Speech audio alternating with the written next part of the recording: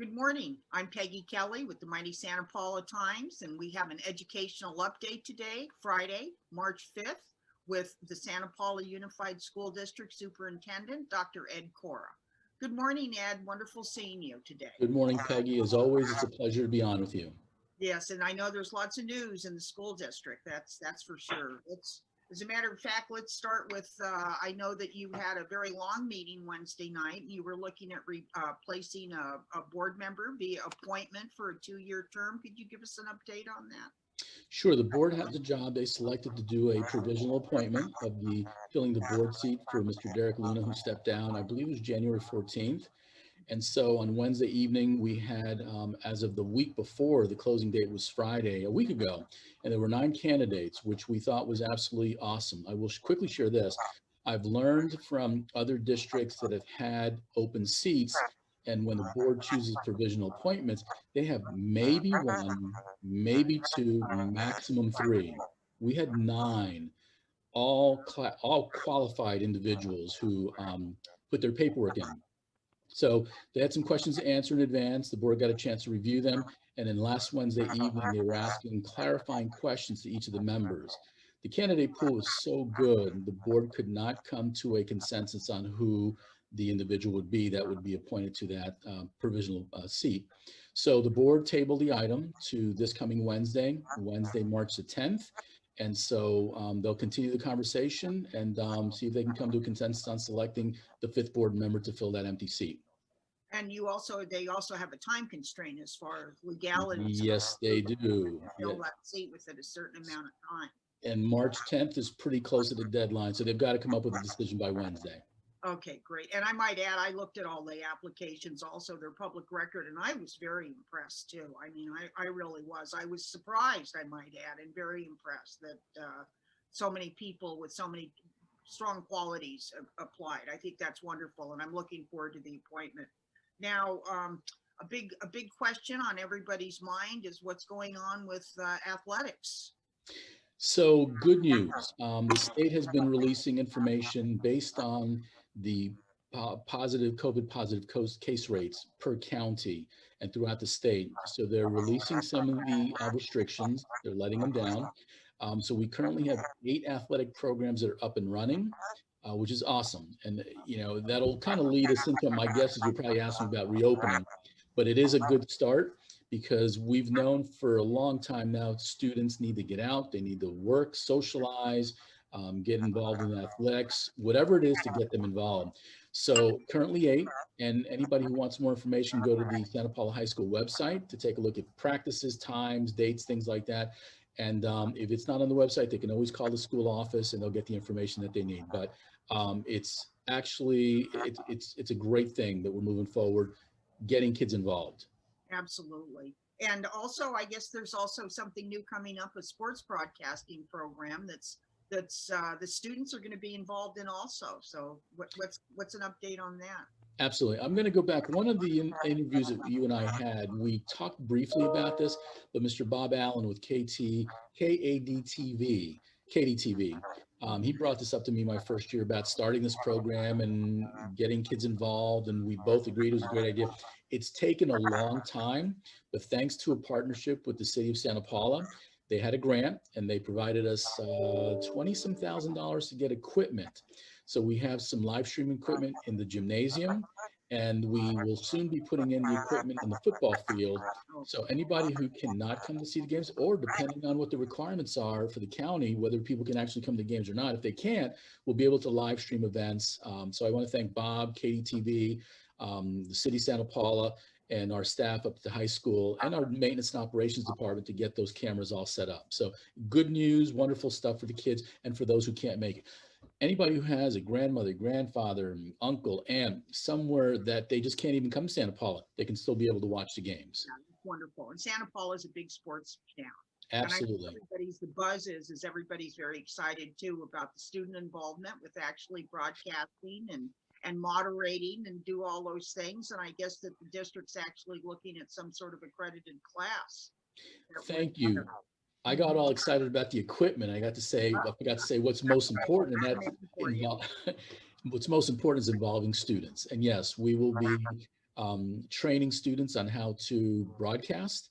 And there's a cute little story. I think when Bob first started getting this off the ground with us, I want to say, obviously before COVID, it might have been at the end of my first year here, so about 2.5 years ago, a couple students were doing a softball game, and I think they were calling the innings either quarters or half, or I forget, but it was cute. And it's about training them on the sports, the lingo to use. So yeah, and we are looking at eventually turning it into a club, and then hopefully one day turning it into an actual class. So we're on that path. And I want Yeah, to thank Bob for coming up with the idea. yeah, operations and operating the equipment and everything. It's going to be a full package for these kids. I think that's exciting. I might have to go back to high school just so I can take advantage of it, you know. And Peggy, who knows, maybe one day we'll be watching a Monday night football game or a baseball game, and we'll see a student from Santa Paula being the announcer. Who Absolutely. knows? Absolutely. And the way our kids all accomplish things, I wouldn't even be surprised, you know. Now, of course, talking about sports broadcasting and athletics and all those wonderful things, school reopening, that's next on the agenda, obviously. Absolutely. So we work closely with our Santa Paula Federation of Teachers and our Classified School Employees Association, CSCA, SPFT, and jointly with the district, the three groups work closely to come up with what's the safest and a cautious way to reopen our schools. And we've been doing that since back when COVID started. So we completed a memorandum of understanding, a second one that we signed just before winter break. I want to say it was December 17th or 18th, right around there. And at the time, the metrics for to get into the red was less than 7, and it still is. However, and that's what Ventura County Public Health was saying to reopen schools, that's when it's best to open. The safest to open is when we're in the red. Well, we go off on winter break, we come back, and then the state says less than 25 is now safe to reopen schools. So it is our job and it's our responsibility to follow the guide, not follow the guidelines, follow the language in the memorandum of understanding. So we are currently working with both our teachers leadership and our classified leadership to come up with, can we reopen sooner safely for students and staff together? So we're trying to go at this, all three of us together, arm in arm, and let's get kids back, let's get students back, but safely and cautiously.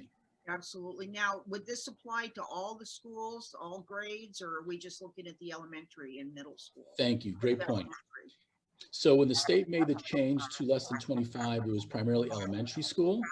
And there's new legislation that I still have to find out if it was actually signed yesterday, ABSB 86. So we are looking to stick with that, but again, we still have to also stick to the language in the memorandum of understanding. So there's several different things working together, but bottom line is we're trying to work together and come up with that date.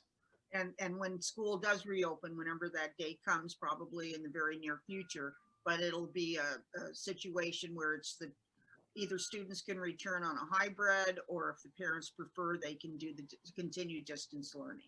You hit the nail on the head. Parents will have the opportunity to continue distance learning if they don't feel comfortable with their child coming back, or they can come back on a hybrid. Some days it's basically every other day coming to school, every other day staying home, but distance learning every Monday. And I will say this to our parents and to our staff as well. We are making site visits right now, and we've had school safety plans, COVID safety plans, since back in late October. We had principals work on them. We've revised them. So we're now making site visits to just look at, check in.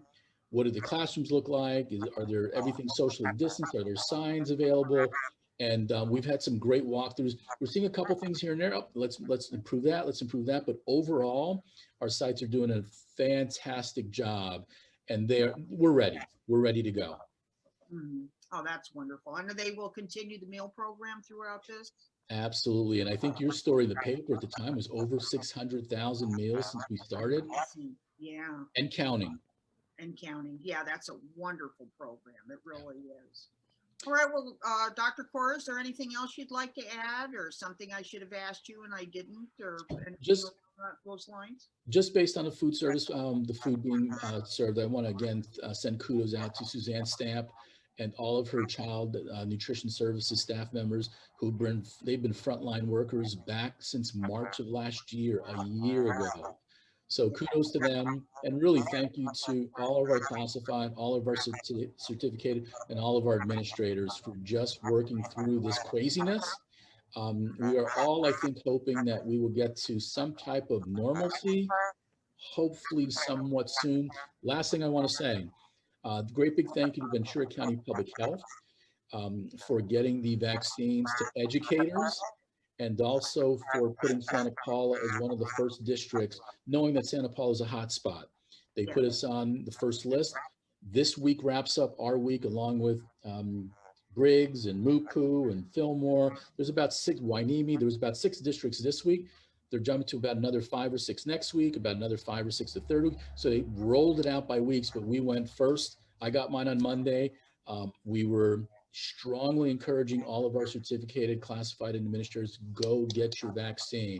We can't force them to, but we're strongly encouraging everyone to get it done. Yeah. Do you have any idea on how many people have, or not number wise, but are most getting their vaccines? Or I think a very good, I don't have numbers, but I will say this, the more people I ask, I went Monday, I went Tuesday. I saw some people there Monday night when I went. And the link that we received, it's at Ventura County Public Health, or I'm sorry, Ventura County Office of Education. And from 2 o'clock until, I want to say they're like maybe 7 o'clock p.m. So they gave us opportunities after work to get it done.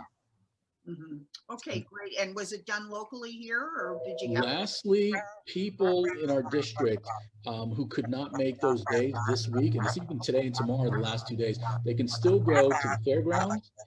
The community center right up the street from the district office was offering vaccines. So as long as they have either a pay stub from the district or they have their ID, they can present themselves that way and they'll get the shot.